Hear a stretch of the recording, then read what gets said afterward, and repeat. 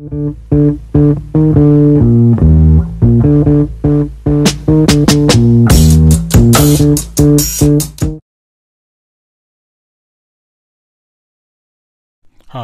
I'm Ray Williams of openimage.com.au.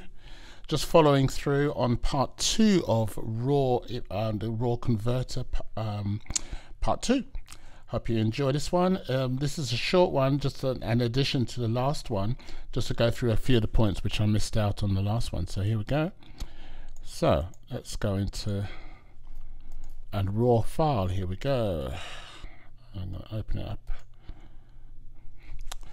Alright, so this is my raw image taken at Fagan Park in Sydney, and there's quite a few bits and pieces to do to this one, but again, if you followed the last raw converter video, this one's just basically a follow on from that. So I'm going to just do a couple of very odd things or straightforward stuff which I will do just to prepare, and I've already taken you guys through this already. So I'm just simply cropping now. Let's back up. Here we go. And it's all cropped into place. White balance, I may do a white balance set test. There's nothing white in the shot, so I'm going to have to do it manually, I think. So I'm going to bring it to a little bit rich. There we go. And darken it down a little bit. And it looks something like that. So from the image point of view, that's as far as I need to go. Let's take you through some of the stuff which I didn't do last time. So this is one which is an interesting little way of looking at it. So what you can do with this is you can change the central point, as you can see. So everything inside that box is being lit up really, or has a nice little light on it, and you can change all the settings for that here. Right. And choose how much you want lit and so on. It's very nice because what it's doing, it's darkening the outside, and obviously that then becomes the central point. So there's that way of doing it. You can sharpen the whole thing as well while you're here, which just makes it a little bit sharper, and it's quite isolating. So it's isolating just that area really to do a lot of the sharpening too, as well as doing some on the outside but more on the inside. So there you go, that's that particular tool here. Which comes in as the radial filter, as it's called. Move on. So I'm going to leave that on. That's good. One of the things which I love to do with this one is snapshots, which is on the line here. It's the last tab on the line. And what this allows you to do is create individual images in a JPEG format, for instance, and still leave the raw alive. So effectively what you can do is you can say, I want a snapshot of what I'm looking at on screen right now. So if I say yes, that's what I want, I can make that happen. Call this snapshot, let's call it number 1. Number 1, and then tell it to save it. So save this as number 1. So if number 2 was going to be now a completely different look to the same shot, let's say I lightened it all up. Not that badly, but let's say I changed it a little bit. Change the saturation, then how's that? Change the saturation down so it's like that, bring the vibrance up, change the clarity a bit more. So it's another shot completely. So I can come back here to snapshots, click down the bottom of the screen, and once again ask this one to call it number 2.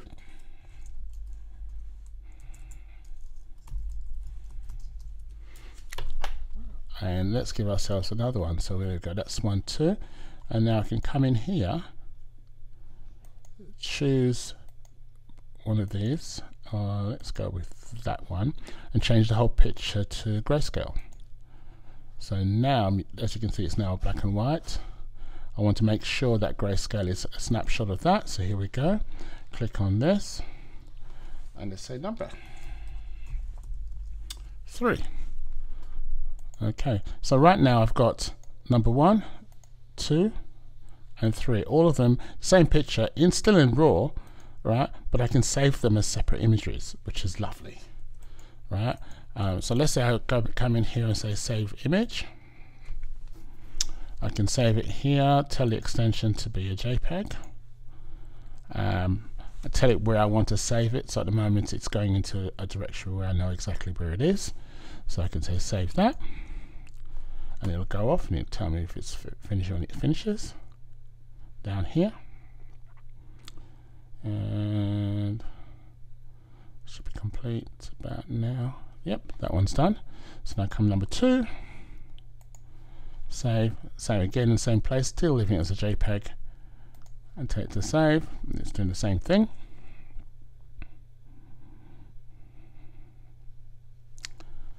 And lastly, when that finishes, number 3, and then which is the black and white version. Don't have to do anything other than tell it to go in the same spot.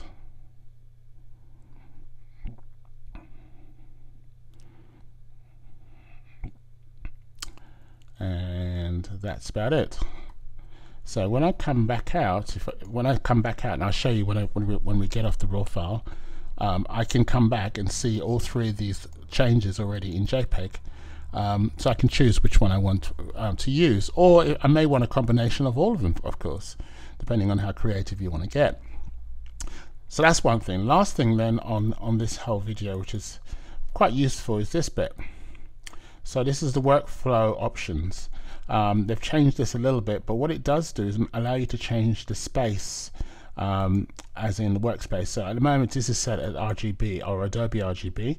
I could have chosen sRGB, which is also another popular one, but there's lab color and all these wonderful ones which other companies use. So if you're trying to print something or planning to print something large, for instance, and you're going to use another company, you know, a US company or a European company or something like that, you may want to know what color space they're working in, and 9 times out of 10 it will be one of these, so that you can get the colors what you see on screen exactly the same thing as what they're going to produce. Image sizing, this is where you can do some, you know, if you're working for a bigger, or you're wanting a bigger image out of your file, what you could do is change this file, for instance, to something which is a little bit larger. Ways to go about it here is either change the resolution sizes in here, or tell it to fit a particular size. This, generally speaking, gets used a lot with SLRs. This shot was actually taken with a compact, but you know, it's a useful way of increasing your sizes. So at the moment, obviously, there's a size in here. If I asked it to resize it, it allows me to say, right, you know, would I want to resize it in megapixels or in a percentage format? You know, I could ask it to do a 200% increase, and it would do it. All right, but obviously you're pushing the file to its extremes, so just keep that in mind. For those of you going with 64-bit machines and so on, you're able to do a 16-bit image quite easily, and your Photoshop's able to handle it. So that's something else you may want to consider. So this area here can be quite good, depending on what it is you're trying to do.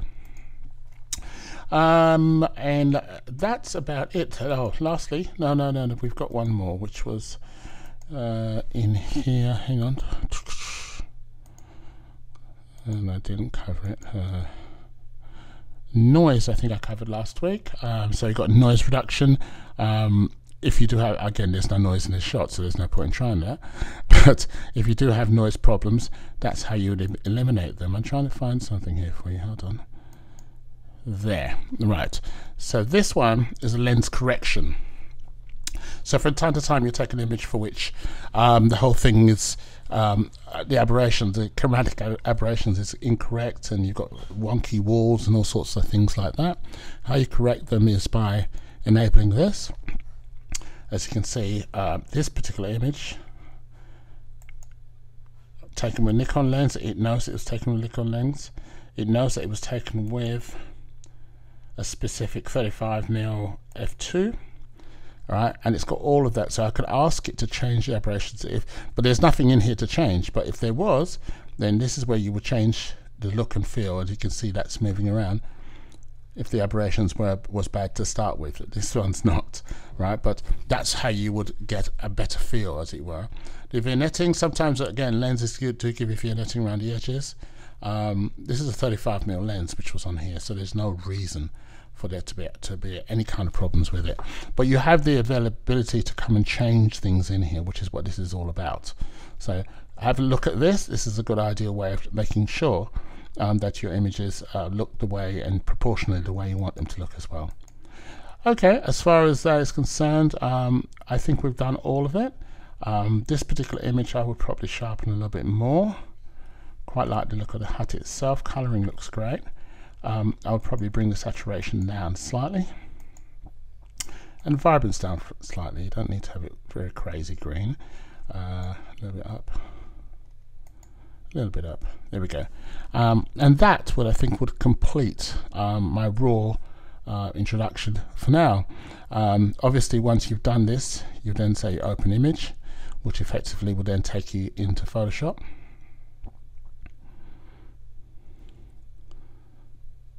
And once it's finished doing that, should give you your image the way that you can start working on it, putting borders on, signatures, and all the other bits and pieces that we all like to do. There we go, beautiful. All right, now the last thing I wanted to show you is those 3 images that I did on the snapshots. So if I come in here, you can see there's the 3 JPEGs, which was done, this one, and that one. And effectively, that's what a snapshot does. So it gives you exactly the same image, but just how you've changed it. And I think that's a really great tool to use, especially if you're not 100% sure of which one you want to work with. It's also a good tool if you're in the HDR world and you want to take one image, overexpose it, underexpose one, and then obviously have one in the middle so that you can then take it through to the HDR programming. So there's lots of different ways of or reasons why you'd use this particular tool. But what a nice tool to use. Hope you enjoyed it. See you in the next one.